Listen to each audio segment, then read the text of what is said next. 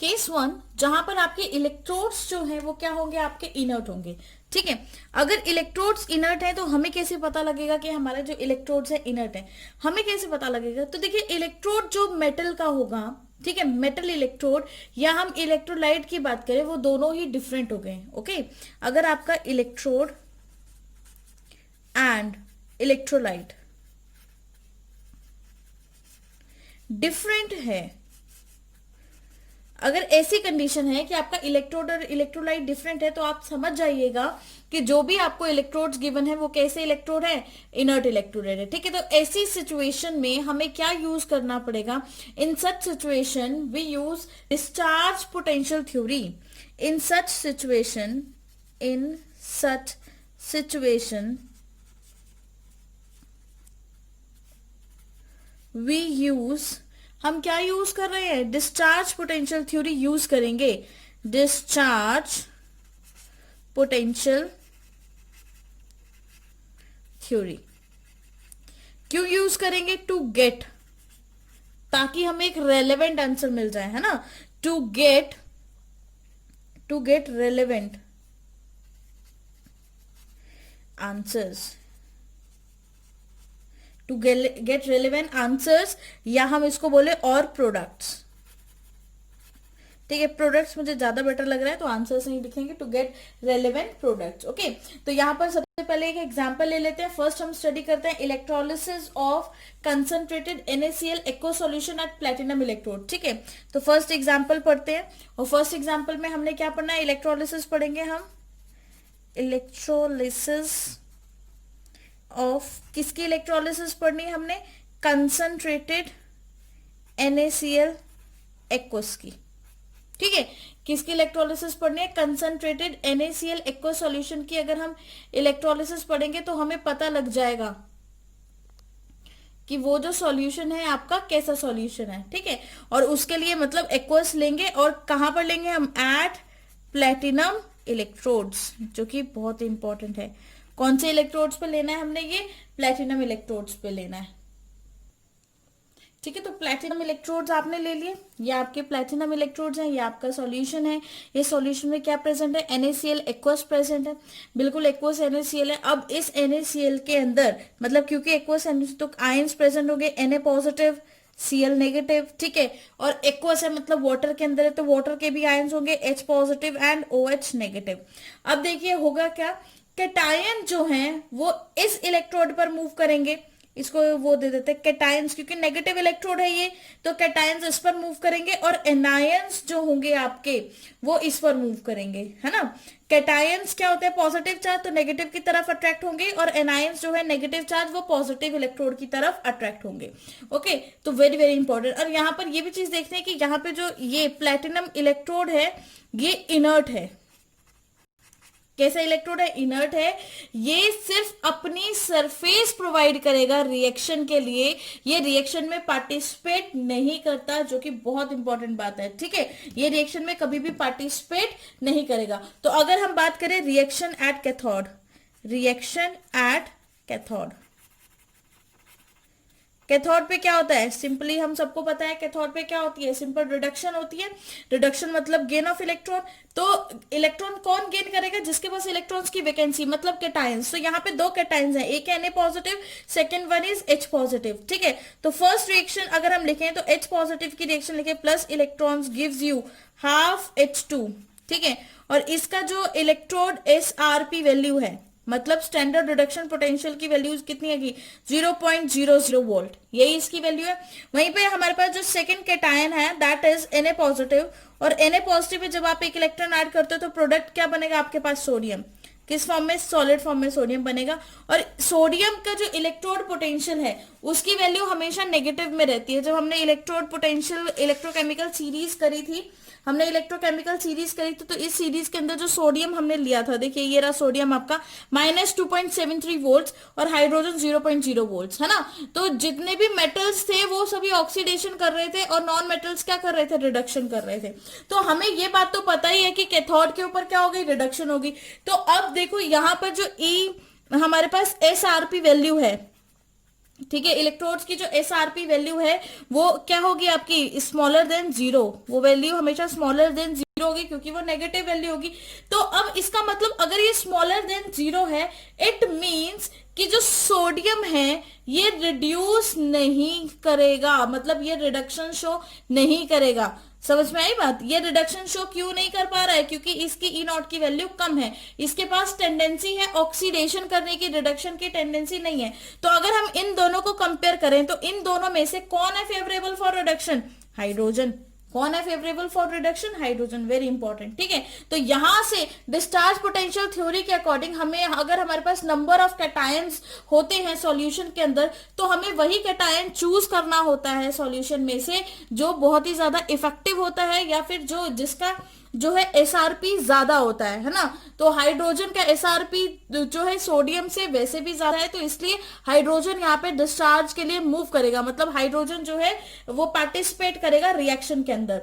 ये तो थी कैथोड की बात। अगर हम एनोड की बात करें, रिएक्शन एट एनोड, अगर हम अब ये रिएक्शन को एनोड पे करवाते हैं तो एनोड पर तो कौन जाएगा? एनोड पे वही जाएंगे जो एनायंस होंगे, तभी एनोड बोलते हैं उसको। तो एनायंस कौन कौन से? Cl नेगेटिव और OH नेगेटिव, है ना। तो फर्स्ट एनायन लिखते हैं OH नेगेटिव, जो कि किस में चेंज हो रहा है?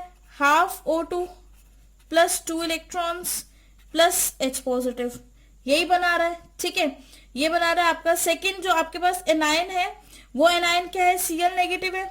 ठीक है, Cl नेगेटिव क्या बना है? Half Cl2। Cl नेगेटिव क्या बना रहा है? Half Cl2 plus electrons, plus 2 electrons. अब इन दोनों के अंदर देखो, ये जो ऊपर आपके पास OH नेगेटिव है, इसकी एसओपी हाइयर है, हाइयर एसओपी, है ना। मतलब डिस्चार्ज पोटेंशियल थ्योरी में हमने पढ़ा था जिसकी एसओपी ज्यादा होती है वही डिस्चार्ज के लिए मूव करेगा या वही रिएक्शन में पार्टिसिपेट करेगा। और यहां पर जो हमारे पास क्लोरीन है, इसकी लोअर क्या है? SOP value. SOP stand for standard oxidation potential. ठीक है, तो जिसका ऑक्सीडेशन पोटेंशियल ज्यादा होता है वही रिएक्शन में पार्टिसिपेट करेगा। लेकिन यहां पर उल्टा है, यहां पर क्लोरीन नहीं पार्टिसिपेट करेगा, सॉरी यहां पर OH नेगेटिव नहीं पार्टिसिपेट करेगा, बल्कि कौन पार्टिसिपेट करेगा? क्लोरीन करेगा। रीजन क्या है इसके पीछे? देखिए, हमने डिस्चार्ज पोटेंशियल थ्योरी में भी यही देखा था कि जो डिस्चार्ज पोटेंशियल थ्योरी हमने एनायंस के लिए लिखी थी, ठीक है, वहां पर OH negative is smaller than, मतलब उसकी जो हमारे डिस्चार्ज था वो स्मॉलर था देन क्लोरीन। मतलब अगर क्लोरीन और OH नेगेटिव दोनों मिल जाएं तो उसके केस में हम सबसे ज्यादा प्रेफरेंस किसको देंगे? क्लोरीन को देंगे। तो ऐसा क्यों है? देखिए, एसओपी वैल्यू जो है OH नेगेटिव की वो हाइयर है then chlorine, but due to over oxidation potential. ऐसा क्यों हुआ? Due to over oxidation potential, due to over oxidation, किसकी वजह से हुआ? Due to over oxidation potential. ठीक है, ऑक्सीडेशन, ओवर ऑक्सीडेशन पोटेंशियल को हम क्या बोल सकते हैं? ये एक ही वर्ड है, ओवर ऑक्सीडेशन पोटेंशियल। और इसी का मतलब ओवर कॉन्फिडेंस। जैसे हम लोगों में, ह्यूमन बीइंग्स में ओवर कॉन्फिडेंस हो जाता है, वैसे ही केमिकल्स के अंदर ओवर ऑक्सीडेशन पोटेंशियल हो गया। ठीक है, तो जिसके अंदर ओवर कॉन्फिडेंस होता है वो नीचे धड़ाम से गिरता है ना, वो उसका सारा का सारा काम धरा का रह जाता है। वैसे ही यहाँ पर क्या होता है कि ये ओवर ऑक्सीडेशन पोटेंशियल के अंदर इस यहाँ पर OH को ज्यादा ऑक्सीडेशन पोटेंशियल हो गया तो वो नहीं कर सकता, रिलीज नहीं हो सकता। ठीक है, ऑक्सीजन रिलीज नहीं कर सकता, तो जिसकी वजह से Cl2 will release at anode, जो कि बहुत इंपॉर्टेंट बात है। मैं दूसरे पेन से लिखती हूँ, Cl2 will release at anode. Okay, Cl2 anode पे रिलीज होगी। और अगर हम इसको थर्मोडायनेमिकली समझें तो थर्मोडायनेमिकली क्या होगा?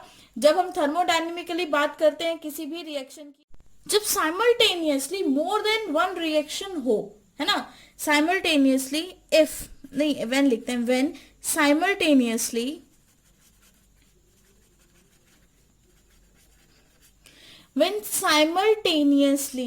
more than one reaction takes place, more than one reaction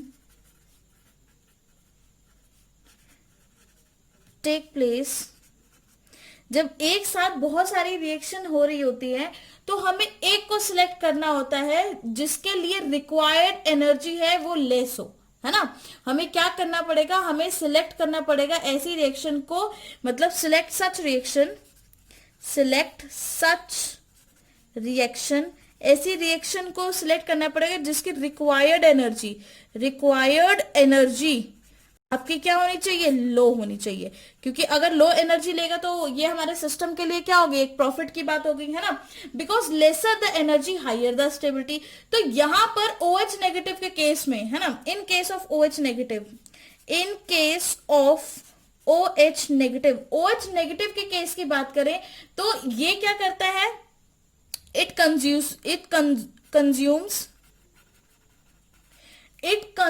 क्या कंज्यूम करता है, high amount of energy as compare to chlorine, है ना। It consumes more energy as compare to chloride के कंपैरिजन में OH नेगेटिव जो है वो ज्यादा एनर्जी को कंज्यूम कर रहा है, ठीक है।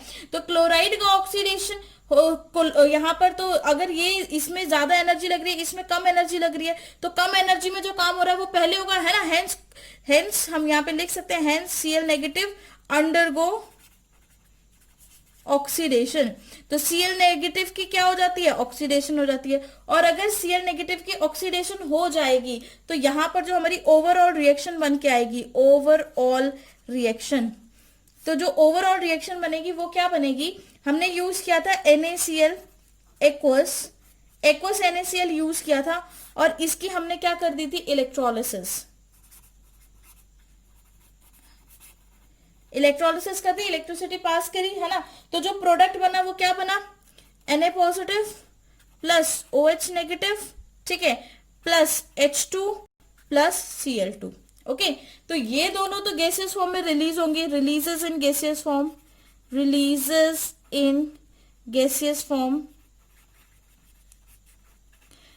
फॉर्म में सॉल्यूशन से निकल जाएंगे, ठीक है।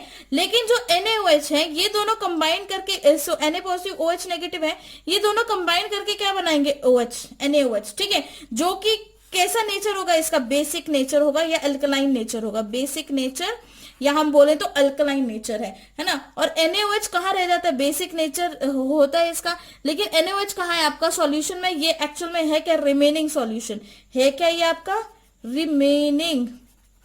ये हमारा रिमेनिंग सॉल्यूशन है। और रिमेनिंग सॉल्यूशन किसका है, NaOH का। तो अगर हम रिमेनिंग सॉल्यूशन की बात करेंगे तो एनोड पर, तो देख लेते हैं कि एनोड पर Cl2 रिलीज हो रही है ना। एनोड पर क्या रिलीज हो रहा है, Cl2। कैथोड पर अगर एनोड पर Cl2 तो कैथोड पर H2 रिलीज होगी। और जो रिमेनिंग सॉल्यूशन है,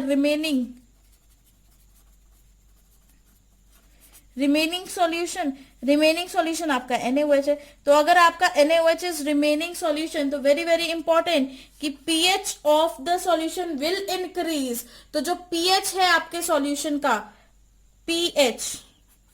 pH ऑफ द सॉल्यूशन, जो pH है सॉल्यूशन का बढ़ जाएगा, है ना। pH of the solution will increase. और अगर आपके सॉल्यूशन का pH बढ़ गया टाइम के साथ, विद टाइम, है ना, अगर आपके pH का सॉल्यूशन बढ़ गया विद टाइम, ड्यू टू किसकी वजह से बढ़ रहा है, NaOH की वजह से बढ़ रहा है, ठीक है। तो इससे हमें ये पता लगेगा, विद टाइम तो लिख लेते हैं यहाँ पर, विद टाइम। तो इससे हमें क्या पता लगेगा कि जो हमारे पास सॉल्यूशन बचा हुआ है वो सॉल्यूशन कैसा है, वो सॉल्यूशन बेसिक है मीडियम के अंदर, और उस बेसिक मीडियम का होने की वजह से इस सॉल्यूशन का जो pH है वो क्या हो गया, इंक्रीज हो गया, ठीक है। टाइम के साथ क्या होता जा रहा है, वो इंक्रीज होता जा रहा है। सेकेंड एग्जाम्पल की बात करें तो electrolysis of copper sulphate aqua solution as platinum electrodes, ठीक है, इसको डिस्कस कर लेते हैं। तो देखिए यहाँ पर आपके फिर से वही प्लेटिनम इलेक्ट्रोड है, और ये है आपका copper sulphate solution, that is CuSO4, ठीक है। एक्वा CuSO4 है, तो इसमें कैटायन क्या मिले, Cu2 positive H positive, anions क्या मिलेंगे, OH नेगेटिव और SO4 2 नेगेटिव, है ना। यही आपके एनायंस है, मतलब हमारे पास एक है Cu2 positive and second one is H positive. अब इन दोनों के SRP को कंपेयर करें तो Cu2 पॉजिटिव की SRP is greater than H positive की SRP, ठीक है, हमने क्या कंपेयर किया यहाँ पे, एसआरपी कंपेयर किए, तो कॉपर 2 पॉजिटिव की एसआरपी जो है वो ज्यादा आई है एज कंपेरिजन टू हाइड्रोजन। वहीं पर अगर हम डिस्चार्ज पोटेंशियल कंपेयर करें, आपके अनायंस का, अनायंस दो है आपके पास, एक है OH और एक है SO4 पे पावर 2 नेगेटिव, मतलब सल्फेट आयन। तो यहाँ पर जो डिस्चार्ज पोटेंशियल है वो किसका ज्यादा होगा, OH नेगेटिव आयन का ज्यादा होगा। मतलब हम यहाँ पे लिख सकते हैं डिस्चार्ज पोटेंशियल रिक्वायर्ड, मतलब required discharge potential of sulphate is less as comparison to OH negative, है ना। हम लिखेंगे रिक्वायर्ड डिस्चार्ज पोटेंशियल, जो आपके पास रिक्वायर्ड डिस्चार्ज पोटेंशियल है, ठीक है, of sulphate is less than OH negative. Okay, जो रिक्वायर्ड डिस्चार्ज पोटेंशियल है आपके सल्फेट का वो OH से कम है, ठीक है, OH से, सॉरी, लेस देन OH नहीं, मतलब sulphate is less than OH, मतलब सल्फेट का OH से कम है, हमारा OH का तो ज्यादा है, ठीक है। तो जो डिस्चार्ज पोटेंशियल है वो आपको पता ही है, सल्फेट का is less than that of OH। अगर हम बात करें एट एनोड, तो एनोड पे जो हमें रिएक्शन देखने को मिलेगी एट एनोड, तो देखिए एनोड पे हम क्या रिएक्शन लिखेंगे, एनोड पे हमारे पास क्या जाएगा, एनोड पॉजिटिव इलेक्ट्रोड है यहाँ पर, तो OH नेगेटिव जाएगा, ठीक है। कैथोड पे क्या जाएगा, CO2 पॉजिटिव या H पॉजिटिव जाएगा। तो देखिए आप यहाँ पे हमने रिएक्शन लिखी, OH negative gives you half O2 plus 2 electrons plus H positive, ठीक है। यहाँ पे क्या हो रहा है, रिलीज मतलब ऑक्सीजन गैस का रिलीज हो रहा है, release of oxygen gas, oxygen gas, यहाँ पे ऑक्सीजन गैस का रिलीज हो जाएगा, क्योंकि यहाँ पे OH आपका क्या है, विनर है। तो इसीलिए आप डिस्चार्ज पोटेंशियल थ्योरी के अकॉर्डिंग OH ज्यादा मूव करके जा सकता है, मतलब पार्टिसिपेट करेगा, तो इसलिए ऑक्सीजन का वहां पे वो हो रहा है, ठीक है, डिस्चार्ज हो रहा है। अब हम एट कैथोड की बात करें, एट कैथोड, कैथोड के ऊपर क्या होगा, कैथोड पे देखिए आपके पास क्या है, CO2 पॉजिटिव है ना, तो CO2 पॉजिटिव विनर था कैथोड पे, तो कैथोड की रिडक्शन हो जाएगी प्लस 2 इलेक्ट्रॉन्स, तो जो प्रोडक्ट बनेगा वो कॉपर सॉलिड की फॉर्म में बनेगा। और यहाँ पे जो सॉलिड की फॉर्म में क्या बनेंगे, इसकी पीपीटीज बनेंगे, ठीक है, रेडिश ब्राउन कलर के पीपीटीज बनेंगे। और रिमेनिंग सॉल्यूशन में हमारे पास क्या बच गया, अगर हम रिमेनिंग सॉल्यूशन की बात करें, रिमेनिंग सॉल्यूशन में एक हमारे पास बचा है H पॉजिटिव, दूसरा बचा है SO4 पे पावर 2 नेगेटिव। तो अगर इन दोनों को कंबाइन करेंगे तो क्या बनेगा, H2SO4, है ना। अगर मतलब 2H पॉजिटिव और SO4 2 नेगेटिव कंबाइन हो जाएंगे तो आपके पास क्या बन जाएगा, H2SO4 बन जाएगा। और जो ये H2SO4 है ये क्या है, आपका एसिड है।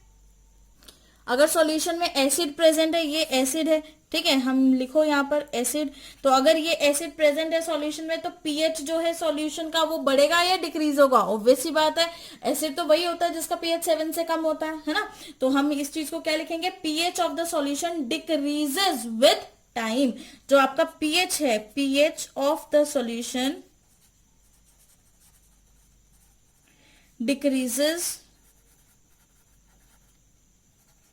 With time. जो सॉल्यूशन का पीएच है वो टाइम के साथ क्या हो जाएगा, आपका डिक्रीज होता चला जाएगा, क्योंकि सॉल्यूशन के अंदर जो रिमेनिंग चीज बची है, जो रिमेनिंग सॉल्यूशन बचा है, कॉपर तो नीचे सेटल डाउन हो गया CO2 पॉजिटिव पीपीटीज की फॉर्म में, है ना, कॉपर तो पीपीटीज की फॉर्म में, और जो बनी थी ऑक्सीजन गैस वो रिलीज हो गई। अब कॉपर तो सेटल डाउन हो गया, अब बाकी जो सॉल्यूशन है वो कैसा बन गया, आपका एसिडिक हो गया। तो ये तो रेजिडुअल सॉल्यूशन हो गया, इसको रेजिडुअल भी बोल सकते हैं, रेजिड्यू बच गया, जो आपका रेजिडुअल सॉल्यूशन है ये, ठीक है, रिमेनिंग सॉल्यूशन है, तो वो एसिड है, और जिसकी वजह से पीएच ऑफ द सॉल्यूशन, जो पीएच है सॉल्यूशन का, वो क्या हो रहा है, डिक्रीज हो रहा है विद टाइम। नेक्स्ट डिस्कस करते हैं प्रिपरेशन ऑफ रिएक्टिव मेटल्स। अगर हम रिएक्टिव मेटल्स का डिस्कस करें तो देखिए रिएक्टिव मेटल्स आपके कौन कौन से हो सकते हैं, सोडियम हो गया, मैग्नीशियम हो गया, ठीक है, इसी तरह के कोई भी रिएक्टिव मेटल्स आप उठा लो। और इनकी अगर हम बात करें तो अगर हम इनको अगर हम यूज करते हैं, तो हम अभी तक हमने देखा कि हम सभी में एक्वस यूज कर रहे थे, लेकिन हम इसके केस में एक्वस यूज नहीं कर सकते, ठीक है, we can not use aqueous, no water, no use of water, पानी का बिल्कुल भी यूज नहीं करना है यहाँ पे, बिकॉज कि जो मेटल्स हैं वो बहुत ही ज्यादा रिएक्टिव हैं। अब हम यहाँ पर पानी का यूज नहीं कर सकते हैं। क्यों नहीं कर सकते? अगर करते हैं तो ये मेटल्स पानी के साथ, वाटर के साथ क्या हो जाएंगे? रिएक्ट हो जाएंगे। ठीक है, तो इस स्टेट में, in this case we use molten state of salt. हम यहाँ पर इन सच केसेस, ऐसे केसेस के अंदर, in such cases we use molten, what do we use? We use molten state of salt। हम सॉल्ट की कौन सी स्टेज यूज करते हैं? मोल्टन स्टेज यूज करते हैं सॉल्ट की। ठीक है, और मोल्टन स्टेज के साथ और हम क्या यूज करेंगे? आपका मरकरी का इलेक्ट्रोड भी यूज करेंगे, मरकरी इलेक्ट्रोड, जो कि बहुत इंपॉर्टेंट है यहाँ पे। ठीक है, तो अब देखिए रिएक्शन एक्चुअल में क्या बनेगा। अब आपके पास एक मेटल है, मेटल होगा सॉल्यूशन, मेटल हमारे पास प्रेजेंट, जैसे कोई भी मेटल ले लो, है ना, मेटल है आपके पास सॉल्यूशन में, मेटल के साथ मरकरी का इलेक्ट्रोड है, Hg इलेक्ट्रोड, तो मेटल तो होगा सॉलिड, मरकरी तो होगी लिक्विड, तो दोनों मिलकर क्या बना देंगे? Amalgam, formation of amalgam. ठीक है, अमलगम फॉर्मेशन टेक्स प्लेस,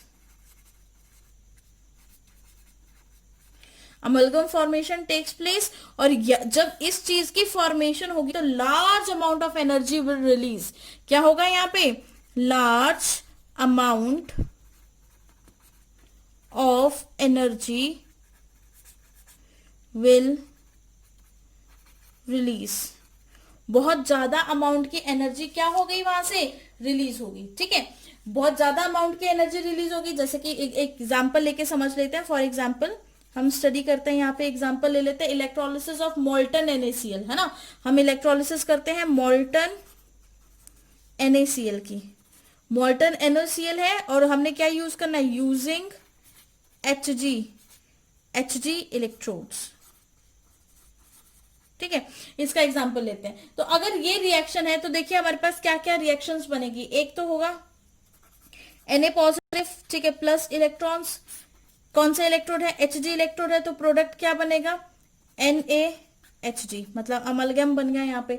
उसी तरह से अगर क्लोरीन नेगेटिव था, ठीक है, क्लोरीन नेगेटिव की रिएक्शन क्या बनेगी? Cl2 हाफ लगा दो, ठीक है, प्लस इलेक्ट्रॉन्स, ये रिएक्शन बनेगी।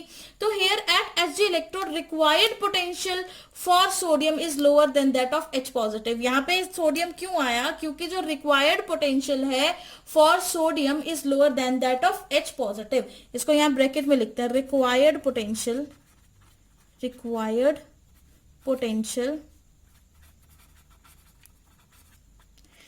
ऑफ सोडियम, है ना, रिक्वायर्ड पोटेंशियल ऑफ सोडियम, या फिर फॉर लिखो यहाँ पे, है ना, वो ज्यादा अच्छा लग रहा है। Required potential for sodium is lower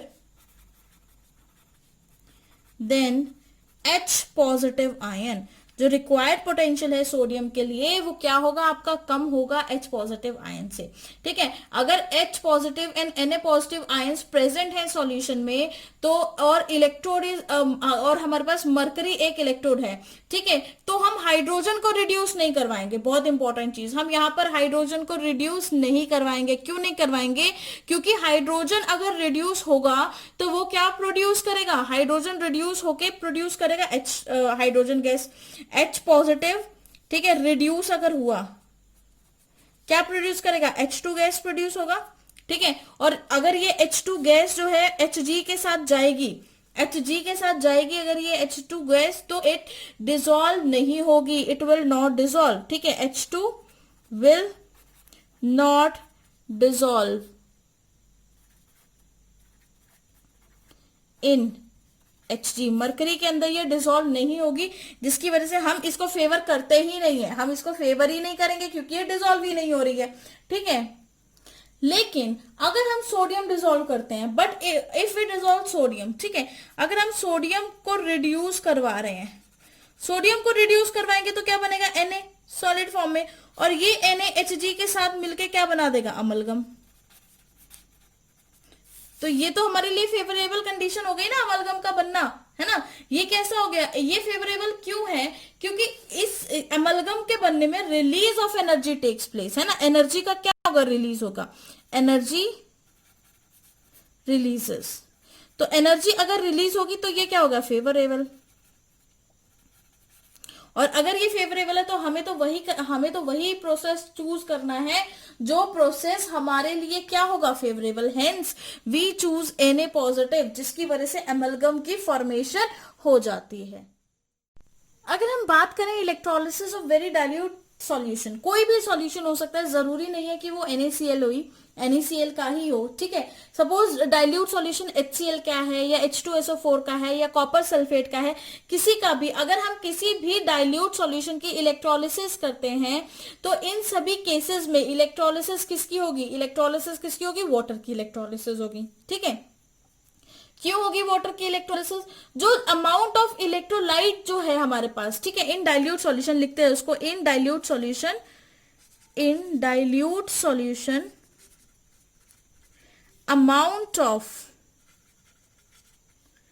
amount of electrolyte is very low. जो अमाउंट है इलेक्ट्रोलाइट इज वेरी लो, है ना। जो इलेक्ट्रोलाइट का अमाउंट है वो बहुत ज्यादा कम है, and do not participate in reaction. और अगर ये कम है और ये पार्टिसिपेट नहीं कर सकता, and do not participate in reaction, ये रिएक्शन के अंदर पार्टिसिपेट ही नहीं करेगा। अगर ये रिएक्शन के अंदर पार्टिसिपेट ही नहीं करेगा तो रिएक्शन में बचा क्या है, आयंस को छोड़ के क्या है, वाटर। तो इसका मतलब वहां पर इलेक्ट्रोलिसिस किसकी होगी, वाटर की होगी। तो हम क्या कह सकते हैं, और वी कैन से, हम ये भी बोल सकते हैं, we can say that it is electrolysis of water, it is electrolysis of water. ये किसकी इलेक्ट्रोलिसिस हो रही है, यहाँ पे वाटर की इलेक्ट्रोलिसिस हो रही है, ठीक है। वाटर की इलेक्ट्रोलिसिस क्यों हो रही है, क्योंकि जो इलेक्ट्रोलाइट हमने यूज किया है वो इलेक्ट्रोलाइट तो पार्टिसिपेट ही नहीं कर रहा। अगर वो पार्टिसिपेट नहीं कर रहा है इसका मतलब उसकी क्वांटिटी इतनी कम है कि वो पार्टिसिपेट कर ही नहीं पा रहा है, ठीक है। तो बचा क्या, पानी, और पानी क्या कर रहा है आपका, इलेक्ट्रोलिसिस कर रहा है। अब यहाँ पे अब आप बोलेंगे कि यहाँ पे हमने इलेक्ट्रोलाइट यूज ही क्यों किया अगर वो पार्टिसिपेट नहीं कर रहा। तो देखिए इलेक्ट्रोलाइट हमने इसलिए डाला है क्योंकि प्योर वाटर की कंडक्टिविटी बहुत कम होती है, तो इलेक्ट्रोलाइट डालने से सॉल्यूशन में कंडक्टिविटी क्या हो जाती है, इंक्रीज हो जाती है ना।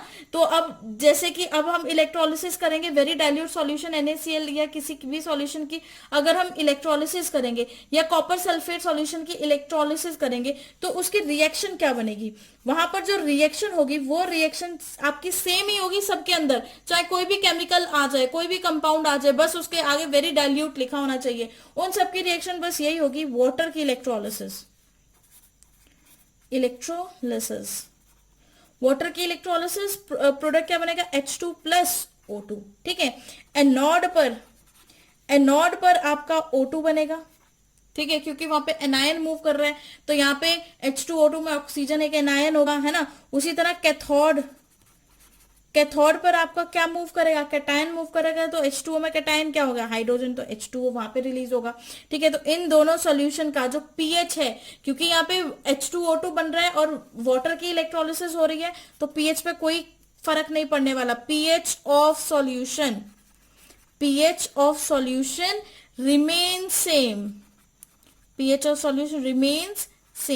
जो सॉल्यूशन का pH है वो सेम ही रहेगा, pH सॉल्यूशन का बिल्कुल भी चेंज होने वाला नहीं है यहाँ पर।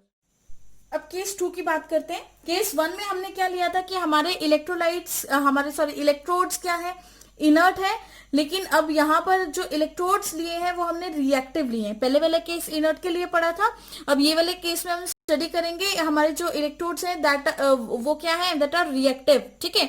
तो इलेक्ट्रोड्स रिएक्टिव है, हमें कैसे पता लगेगा, अगर आपका इलेक्ट्रोलिटिक सॉल्यूशन का मेटल, मतलब उसी मेटल का सॉल्ट है, मतलब जिसका इलेक्ट्रोड है उसी मेटल का सॉल्ट है, जैसे जिंक सल्फेट सॉल्ट है और उसमें हमने जिंक इलेक्ट्रोड यूज किया है ना। तो ये क्या हो गया आपका, ये इस कैटेगरी के अंदर आगे जब रिएक्टिव इलेक्ट्रोड्स होंगे। उसी तरह से कॉपर अगर इलेक्ट्रोड है तो कॉपर सल्फेट उसका सॉल्ट होगा, ठीक है। तो electrodes and electrolytic solution is of same metal, or of same metal. क्या लिखेंगे हम यहाँ पे, आर ऑफ सेम मेटल के हैं, ठीक है। एग्जाम्पल ले लेते हैं, एक electrolysis of copper sulphate aqua solution at copper electrodes पे हमने किया है। ये हमने सॉल्यूशन लिया है, दिस इज इम्प्योर कॉपर, इसको इम्प्योर कॉपर किया गया है, दिस इज प्योर कॉपर, ठीक है। इम्प्योर कॉपर में क्या रिएक्शन हो रही है, कॉपर से कॉपर 2 पॉजिटिव में चेंज हो रहा है, मतलब ये सारे के सारे कॉपर 2 पॉजिटिव सॉल्यूशन के अंदर दे रहा है, ठीक है। और प्योर कॉपर में क्या हो रहा है, CO2 पॉजिटिव से क्या बन रहा है, कॉपर, प्योर ये CO2 पॉजिटिव से कॉपर बन रहा है। तो अगर ये CO2 पॉजिटिव से कॉपर बन रहा है तो मतलब ये सारे के सारे इलेक्ट्रॉन्स को गेन कर रहा है और सॉल्यूशन में नीचे सेटल डाउन हो रहा है, ठीक है। तो यहां पर हो रही है ऑक्सीडेशन क्योंकि ये लूज कर रहा है इलेक्ट्रॉन, यहाँ पे हो रही है रिडक्शन और इसके अंदर कॉपर सल्फेट सॉल्यूशन था, प्योर इलेक्ट्रोड है और ये इम्प्योर इलेक्ट्रोड है, ठीक है। तो यहाँ पर ओवरऑल जो रिएक्शन देखने को मिली, एनोड पे क्या होगा, कॉपर से copper 2 positive, salt bridge, then after that CO2 positive से Cu। तो ये जो रिएक्शन है ये मैंने सिंपल सीधी सीधी सेल रिएक्शन लिख दी है, ठीक है। इसको ज्यादा डिटेल में नहीं पढ़ना, हमें पढ़ने की जरूरत नहीं क्योंकि हमने पहले भी जिंक सल्फेट की बहुत सारी रिएक्शन ऐसे पढ़ी हुई है, ठीक है। बाकी आप खुद भी करके देख सकते हो, कोई डाउट है तो मुझे कमेंट सेक्शन में पूछ लेना। तो ओवरऑल रिएक्शन आपकी क्या बनेगी, कॉपर से कॉपर 2 पॉजिटिव, CO2 पॉजिटिव से copper separated by a salt bridge, ठीक है। और इसको कहाँ यूज किया जाता है, इसको प्यूरिफिकेशन के लिए यूज किया जाता है एंड इलेक्ट्रोप्लेटिंग ऑफ मेटल्स, किसी भी मेटल की इलेक्ट्रोप्लेटिंग के लिए या उसकी प्यूरिफिकेशन के लिए आप इस तरह के रिएक्शंस को यूज कर सकते हैं, ठीक है। चलिए बस आपका जो इलेक्ट्रोलाइटिक सेल था यहाँ पर फिनिश होता है और इसकी कोई एप्लीकेशन है तो वो मैं नेक्स्ट वीडियो में आपको बताऊंगी। Okay, bye bye and thank you for listening.